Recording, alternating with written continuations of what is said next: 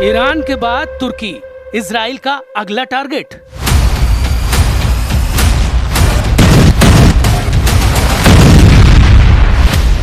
Netanyahu versus Erdogan, middle east में नया महायुद्ध।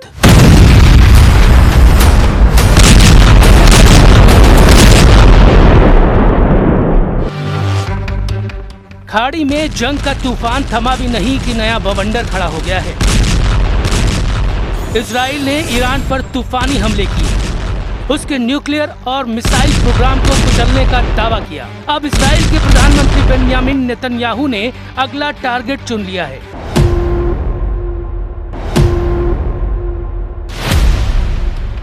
तुर्की के राष्ट्रपति एर्दोआन को नया दुश्मन क्यों बता रहे हैं नेतन्याहू? नेतन्याहू को 5000 साल तक जेल में क्यों रखना चाहते हैं एर्दोआन? הם שבאו להשמיד אותנו, הם נלחמים כרגע על הישרדותם. הכוח של מדינת ישראל, רק 80 שנה אחרי השואה, נראה בפני כל העולם. גם אם העולם שכח את לקחי השואה, אנחנו לא שכחנו. ईरान के साथ 40 दिन की जंग सीज फायर के बाद भले ही रुक रुक कर बढ़ रही हो, लेकिन इजराइल ने तुर्की को नया खतरा बता दिया है। भले ही खुद नेतन्याहू कह रहे हैं ईरान के खिलाफ उनकी जंग खत्म नहीं हुई है, लेकिन इजराइल के एक्सपर्ट और पूर्व पीएम ने बड़ी चेतावनी दे दी है।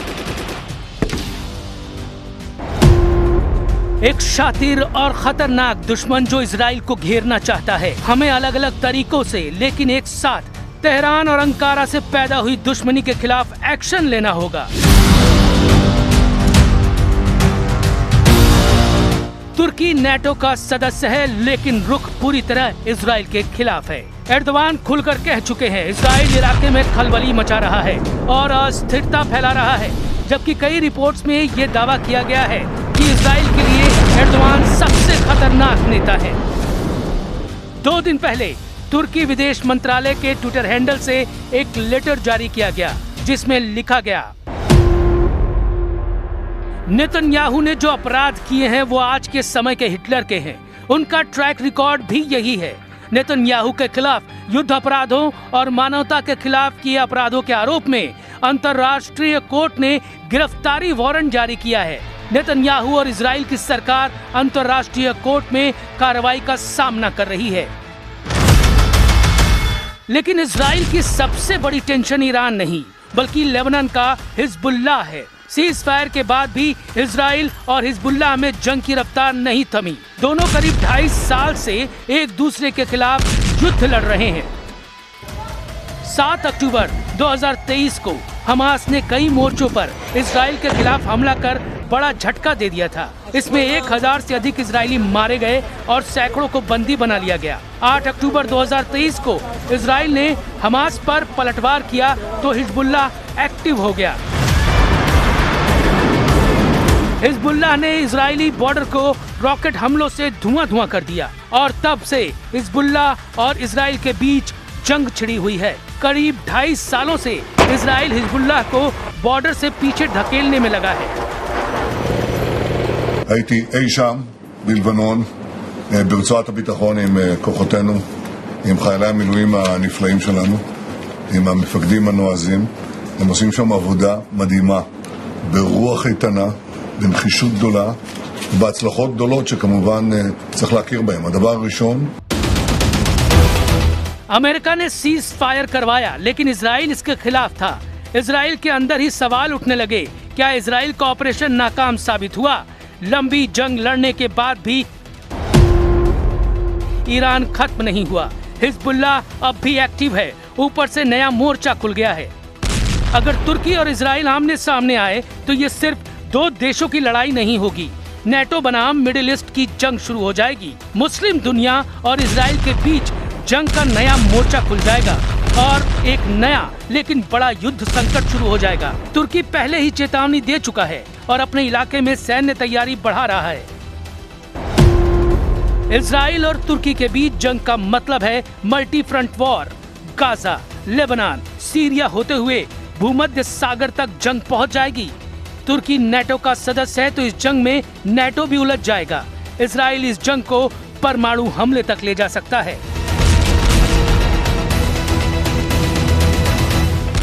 Bu yıl veya bu yol tıkanır veya dinamitlenirse işte o zaman devletimizin kadife eldivene sarılı demir yumruğunu kullanmaktan da çekin. मार्च 2026 से लेबनान में इजराइल ने नई जंग की शुरुआत की। इजराइल ने साउथ लेबनान में ग्राउंड ऑपरेशन और एयर स्ट्राइक्स तेज कर दिए। हिजबुल्लाह ने उत्तर इजराइल पर रॉकेट बरसाए, यहाँ तक कि पुराने चर्च तक को निशाना बनाया गया। इजराइल ने कसम खाई कि वो अब हिजबुल्लाह के खिलाफ तब तक जंग लड़ेगा जब तक उनके पूरे हथियार खत्म न कर दे। इस जंग से लेबनान की सरकार इतनी डर गई कि उसने वॉशिंगटन तक से बात की, लेकिन हिजबुल्लाह ने इजराइल से बात करने से इनकार कर दिया। हिजबुल्लाह ने कहा कि इजराइल के साथ बातचीत का मतलब है सरेंडर। हम इजराइल के साथ बातचीत नहीं करेंगे, ये बातचीत आग के बीच आत्मसमर्पण है। हम इजराइल के हर हमले का जवाब देंगे बिना किसी सीमा के। इसके बाद इजराइल ने हिजबुल्लाह चीफ नईम काज़मी को अपना सबसे बड़ा टारगेट बना लिया। इजराइल कह रहा है ये गाजा मॉडल नहीं है, बल्कि हिजबुल्लाह को पूरी तरह खत्म करने का ऑपरेशन है। इसके जवाब में हिजबुल्लाह ने हुंकार भरी कि वो और भी मजबूत हो गया है। अब सवाल है, क्या नेतन्याहू दो मोर्चों पर लड़ाई लड़ेंगे? हिजबुल्लाह अभी भी एक्टिव है और तुर्की की धमकियां बढ़ती जा रही हैं। इलाके में शांति दूर दूर तक नहीं दिख रही।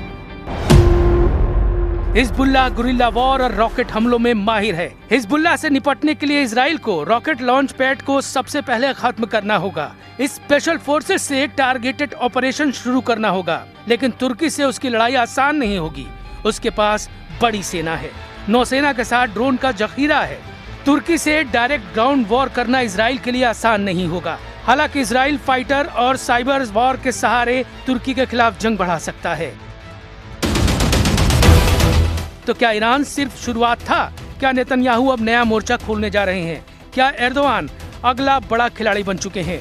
क्या दुनिया एक और बड़े युद्ध की तरफ आगे बढ़ रही है? लेकिन सबसे बड़ा सवाल अब है, क्या नेतन्याहू जानबूझकर जंग का दायरा बढ़ा रहे हैं? क्या एर्दोआन खुद को मुस्लिम दुनिया का नया लीडर साबित करना चाहते हैं? और क्या हिजबुल्लाह इस पूरे खेल का सबसे खतरनाक मोहरा है? लेकिन इस पूरी जंग में एक और खतरनाक परत छुपी हुई है। ये सिर्फ इजराइल बनाम हिजबुल्लाह या इजराइल बनाम तुर्की की लड़ाई नहीं है, बल्कि ये बनती जा रही है पूरे मिडिल ईस्ट की एक नई जंग।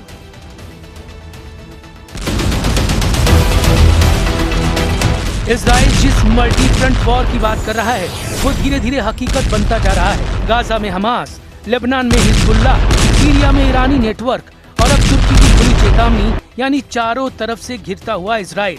ईरान से शुरू हुई ये जंग अब तुर्की, लेबनान और पूरे मिडिल ईस्ट को निगलने की तरफ बढ़ रही है। और सवाल सिर्फ ये नहीं है कि अगला निशाना कौन है, सवाल ये है, क्या दुनिया इतनी बड़ी जंग के लिए तैयार भी है? क्योंकि इसके आगे सकता है।